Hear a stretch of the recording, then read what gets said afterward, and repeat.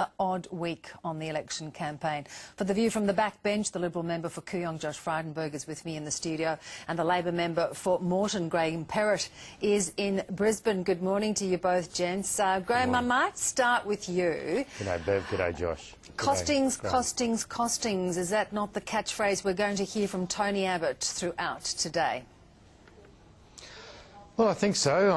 I'm hoping he's got a large packet of documents that he provided to the Parliamentary Budget Office that he's about to release to the media so that people can pore over and make an informed decision about what might happen after September 7 if Tony Abbott gets over the line and has the keys to the lodge. You don't think I'm Graham speaking here from Queensland where we saw what happened when you promise one thing before the election, then you say budget emergency, we need Peter Costello to do an audit. Next minute, all the promises are thrown out the window. Don't you think it's going to be a lot more about Kevin Rudd's blunder, the campaign blunder, where Treasury people have had to come out and absolutely distance themselves from Kevin Rudd's claims about the opposition's costings? No, let's have a look at what Treasury actually said. Look at the costings provided by the opposition. Look at a column of figures and the lack of details that are provided. And we need all of this can be clarified by Mr. Abbott and by Josh, releasing the workings shown done by the Parliamentary Budget Office and the calculations that have been relied on. Well, I mean, look, can I just say, maybe it's more than a $10 billion black hole. Graham, look, the Emperor has no clothes. What has happened yesterday... Don't speak about your leader like that, Josh. No, what has happened yesterday is that Kevin Rudd's economic credibility has been shredded. There we have it, the Secretary of Treasury, the Secretary of Finance, in an unprecedented move, putting out a public document saying that they never costed the coalition's policies, and that is in direct conflict with what Kevin Rudd and Penny Wong and Chris Bowen did yesterday when they held a special press conference releasing documents saying that is what this is saying we had our policies costed. The costings weren't provided by the opposition. So we had to do what we could to put a fair income costing over what had been promised why have you by the been opposition. slammed? Why have you been slammed in every newspaper today? Doesn't matter if it's News Limit, doesn't matter if it's Fairfax. It's because your economic credibility has been absolutely shredded. And it has played into the opposition argument, Graham Perrott, that in fact Labor can't be trusted on the figures, because for Treasury to come out and say, look, and distance themselves, wasn't it a mistake to go in just on the basis of we had to do something? Well, look, as I said, I'm speaking to you from Queensland, where we saw what happens when the promises and glib promises made before an election are then exposed after an election with a cut-to-the-bone mentality that was the LNP commitment before the election but not exposed. So obviously it is our job to analyse as much as possible the figures put forward by the opposition. Now remember last time when the accounting firm that Tony Abbott relied on was actually, well, I don't think they were struck off, I think that might be going too far. Come on, Graham. But they were exposed as being shonky and we have heard that line operators. so many times during this campaign. Josh, I want to... it's the truth. It's the truth. Let's leave and the opposition has never apologised to the people of Australia for that fraud in 2010. Let's leave the costings there. They have form on this. Graham, I want you to think about this, but I'm going to be putting this to Josh first. And this has been a week of quite unusual policies and a chocolate-led recovery, Josh. Isn't there more important matters for Tony Abbott to be turning his attention to? Is it not an insult to the electorate? Not at all. Look, Tony Abbott has announced some significant policies this week, not least of which was our education policy, which will see a continuation, a strengthening of funding for our schools, which will see an emphasis on teacher quality. Just this morning at Melbourne University, he's launching our new Colombo plan, which will see thousands of Australians, young Australians, go and study and work in the region. What an amazing program that will be, because in the 1950s we brought thousands of the best and brightest from Asia to Australia. They've gone on to become leaders in their field. Now we are living in the Asian century, Bev. 3 billion people in the middle class in Asia. Australia needs to capitalise on those economic opportunities, those political opportunities, and it's going to be based on people-to-people links. So today's announcement by Tony Abbott and Julie Bishop about a new Colombo plan, I think will really excite the electorate. But Graham, too, too, we saw Kevin Rudd just seem to unilaterally decide to move Garden Island. There's been a lot of focus on the top end. It isn't the issue. They aren't the issues, Graham Perrott, that people are talking to us about that are important to them. Well, I think the defence of Australia is reasonably important, Bev, with respect. I think we, Brisbane, the Brisbane line is not that long ago in the memory of people in Queensland. So we do understand that we are a lot further north than Sydney.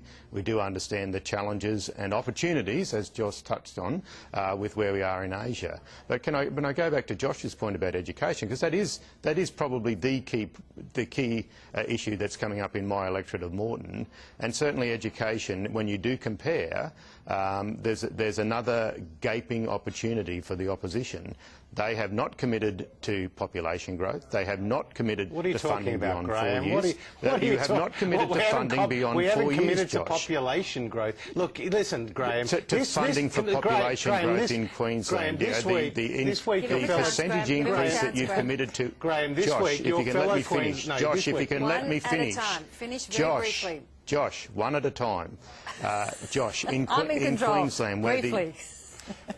in Queensland, where the Education Minister and the Premier have not signed up for our Better Schools plan, Christopher Pyne and Tony Abbott have made it clear that they will not require the state government to do the 2-for-1 funding. They have not committed to funding beyond 4 years. All right, it's actually going to leave schools worse off. Let's try and get some more. Education is the key policy. Graham, let Josh respond. Bev, can I just say, it was interesting how Graham skated over their announcement about moving naval ships up north. You know why? Because it was in direct contradiction with the government's own defence white paper, which was released earlier this year. There was no consultation with senior defence figures. It's going to cost thousands of jobs in New South Wales, and we actually don't know what the strategic benefit will be. So, this was another thought bubble from Kevin Rudd, just on top of his announcement the other day about the north of Australia, where he wants to reduce the company tax rate by 1/3 and, see all Australian companies incorporated in the north. He didn't consult with any of his colleagues. Bill Shorten announced that on radio here, saying, he didn't know about it until the day it was announced. There was another thought bubble earlier this week about the naval ships. We've got the disgraceful effort yesterday over the attack on the Coalition's costings, which has been repudiated by the Secretaries of Finance and Treasury. So, it's a pretty bad week for Kevin, and it's all coming undone. Josh, Graham, how do you feel, though? Is it very dispiriting when you see that Sportsbet has already paid out its punters on this election and we are 10 days away? 8 days away. Well, I'm a MP in a marginal seat, so I've always fought hard right until 6 o'clock on polling night, and I have worked continuously in my seat for the last 10 years. I don't really worry about polls or Sportsbet or what they get up to. I know that I'll be fighting hard right up until election night and then beyond. Then, that's how I conduct myself. I'm committed to my electorate, to representing my electorate, to going in to fight for them, to be, if that means taking a naval base away from Sydney because it brings jobs to Queensland and my area, so be it. That's what I'll do. That's why I support Kevin Rudd's announcement. That's what a good MP does for his electorate. He fights hard for it. He's a champion for it, not just a visitor. To both of you, the assessment after the third leaders debate was that the election campaign has sort of run out of puff. There were some good questions and it proceeded, but there was a sort of lack of energy on both sides. Is that a sense that, it's run its course, that in fact it's been such a long campaign because of the minority government and people have really just had enough? I think 2 points here, Bev. First, you're right. It's been a very long campaign. Ever since, there was the knifing of Kevin Rudd and replacement with Julia Gillard, and, they had a minority government 3 years ago. It has been an election campaign basically for the last 3 years, and I think people just want an end to it. And so that's why they want an end to minority government, and I think that's really important. But the second point is, this is really an important election, because if we get another 3 years of Labor, who knows where we'll end up with the economy, with the, this careless decision-making on the run. So we can't afford as a country another 3 years of what we've just had. So this is a really important election. A very quick response from you, Graham.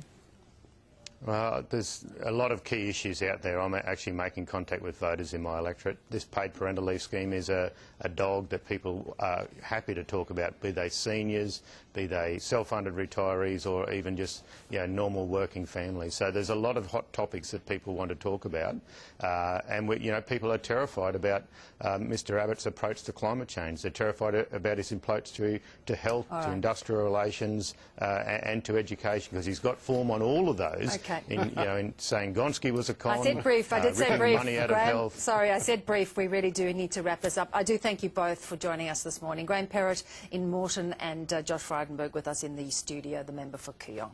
Now, don't forget on Monday Thanks, guys.